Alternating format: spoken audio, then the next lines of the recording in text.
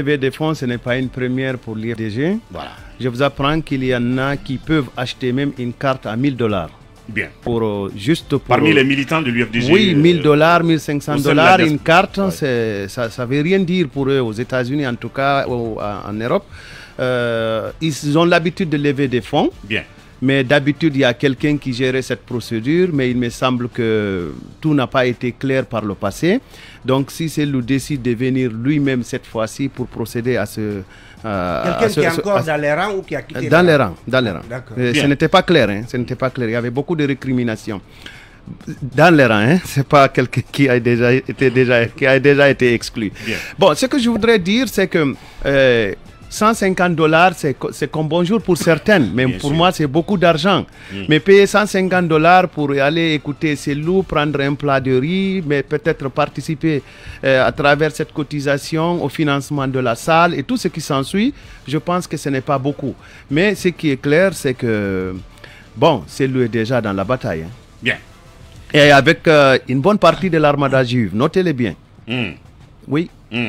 Une bonne partie de l'armada juive. C'est une parole en grossesse, ça. Oui, un parti politique légalement constitué doit effectivement vivre de la contribution des cotisations. Des cotisations, de la contribution de ses membres. Ouais. Partout, ça se fait. Et non de la poche du président. Et non de la poche du président, parce qu'on a constaté à Conakry, en Guinée ici, qu'il y a beaucoup de partis politiques aujourd'hui qui ne vivent pas des contributions de leurs membres. C'est plutôt le leader et quelques personnes donc, qui l'entourent aujourd'hui, qui procèdent donc à des financements très importants dans le cadre de la réalisation, de la matérialisation des activités du parti.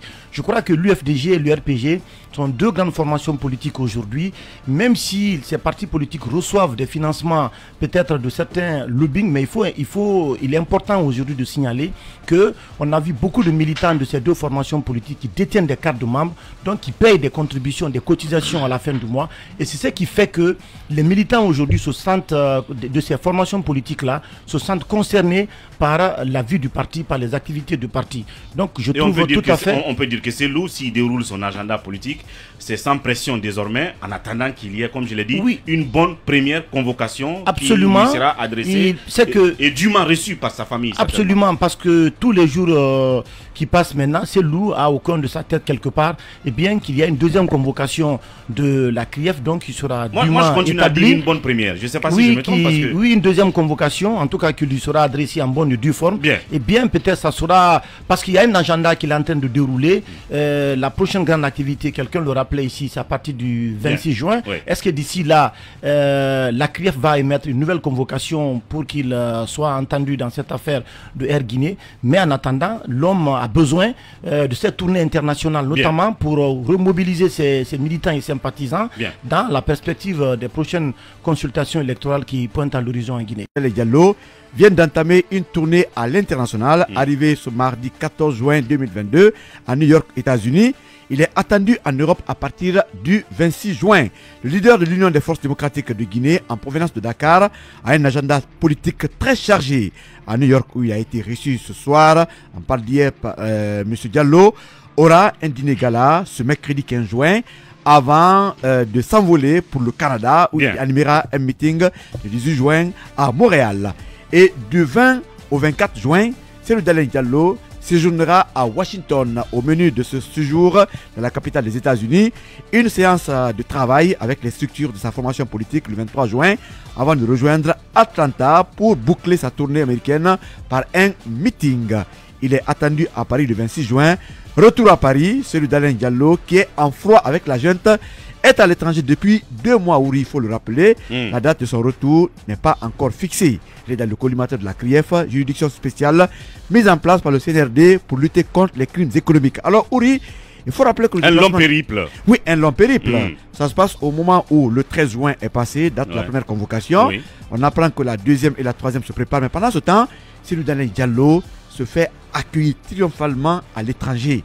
Et l'homme... Peut-être qu'une bonne première convocation, puisqu'on dit qu'il n'a pas reçu de convocation. Donc on reste encore, si vous voulez, au début de la démarche. Oui, Cellou sait ce qu'il fait. Cellou, c'est un homme d'État. Il connaît la procédure judiciaire.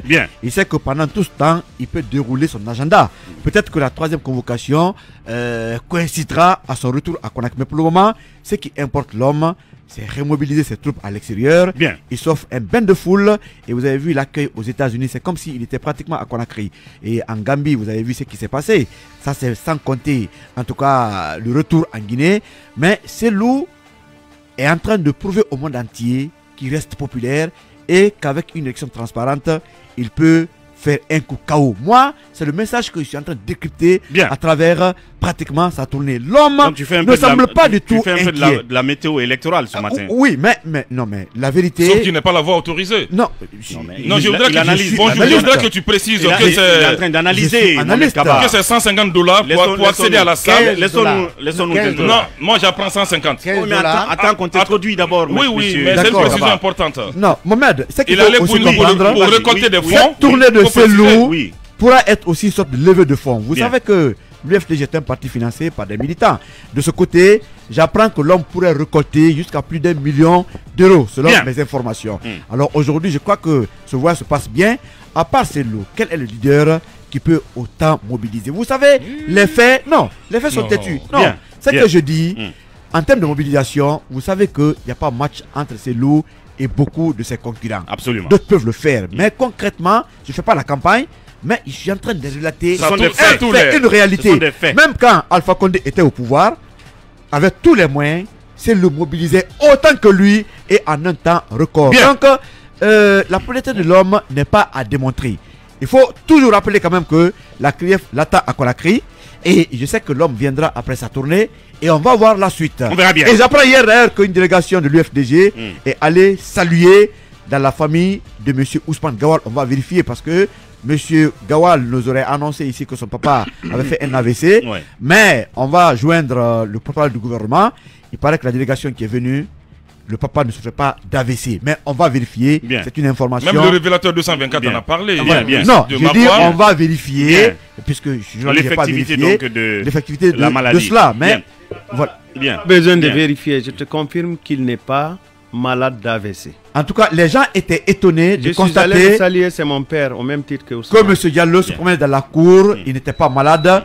Donc, moi, puisque je n'ai pas vérifié, merci à Kumba pour m'avoir aidé. Je suis allé le saluer. Donc, c'est un peu cela. Et je sais que... Peut-être un bobo, mais même si ce n'est pas forcément... Non, quand quelqu'un a 86 ans, il a toujours des petits bobos, mais notre papa se porte bien. Et c'est ce qui est d'ailleurs bon. Bon, je ne sais pas qui je vais saluer en fin de compte. Talibé Barry alors. Talibé, bonjour. Bonjour M. Diallo et bonjour à tous. Il faut dire que, bon, je ne sais pas, je ne suis pas trop coutumier des meetings et des activités de l'UFDG, mais comme Mohamed l'a dit, on annonce un dîner gala. C'est un dîner gala, accès 150 $ par personne. Ça veut dire que Cellou Dalein est déjà dans une dynamique... 150 $. Oui, par personne. Est déjà dans une dynamique de mobilisation de fonds, certainement en vue de la présidentielle à venir. Est-ce que c'est une habitude chez l'UFDG d'organiser ce genre d'événements payants? Parce qu'il faut le dire. Oui, c'est oui. D'événements payants. Parce que quelqu'un m'a informé il y a 2 semaines que rien que à l'annonce de l'arrivée de Cellou Dalein, des collectes de fonds se seraient déroulées au sein des militants. Et il y a 2 semaines, on en était, selon mes informations, déjà à quelques 300 000 $ de mobilisés. Ça veut dire que Cellou Dalein, cet événement ce soir, on attend de savoir combien il va mobiliser. Et toujours est-il que il va faire cette tournée en ayant à un coin de sa tête l'image de la CRIEF, parce que il y a toujours l'épée de Damoclès qui plane en attendant qu'il y ait une nouvelle convocation. Est-ce qu'elle viendra? Quand est-ce viendra-t-elle? Est-ce que Cellou Dalein s'avisera ou pour certains prendra le risque de rentrer sans savoir justement ce que lui réserve précisément la CRIEF après cette première convocation ratée? On attend de voir est-ce qu'il, après le 26, puisqu'il doit être à Paris le 26, est-ce que de Paris il prendra son avion pour Conakry? Autant de questions à se poser. À l'arrivée de M. Cellou Dalein Diallo au ministère des Transports et des Travaux Publics en mars 1999, la compagnie nationale Air Guinée était déjà confrontée à d'énormes difficultés financières. Pour maintenir l'activité de cette entreprise publique, sauvegarder les emplois et sauver de la faillite la compagnie nationale, le pavillon Air Guinée, l'État a, dans le cadre de sa politique de désengagement, procédé au changement du statut juridique de la compagnie pour ouvrir son capital aux investisseurs privés. C'est ainsi que la compagnie nationale laissera place à une nouvelle société anonyme dénommée Nouvelle Air Guinée. Par la suite, faute de trouver un partenaire intéressé à entrer dans le capital social, la Nouvelle Air Guinée sera dissoute par décret du président de la République d'alors. Le général Lansana Conté et ses actifs feront l'objet de la convention de cession des équipements et installations de l'ancienne Air Guinée à la société Air Guinée Express SA en date du 18 juillet 2002. Conformément à l'article 4, in fine, de la loi numéro 18 du 23 octobre 2001 portant réforme des entreprises publiques et le désengagement de l'État, la convention de cession a été signée par M. Cellou Dalein Diallo, ministre des Transports et des Travaux publics en fonction à l'époque, et par M. Cheikh Ahmed Kamara, ministre de l'Économie et des Finances en fonction à l'époque. Depuis 2009, le nom de M. Cellou Dalein Diallo est cité dans cette affaire communément appelée affaire Air Guinée, sans doute pour le discréditer auprès de l'opinion publique en raison de sa stature politique. Pourtant, en dépit de la féroce adversité qu'il opposait à M. Alpha Condé, celui-ci ayant constaté le caractère fallacieux des accusations concernant le dossier Air Guinée et de son domicile de Dixine, n'a jamais voulu saisir la justice contre lui. Il en a été de même pendant la courte présidence de M. Moussa Dadis Camara.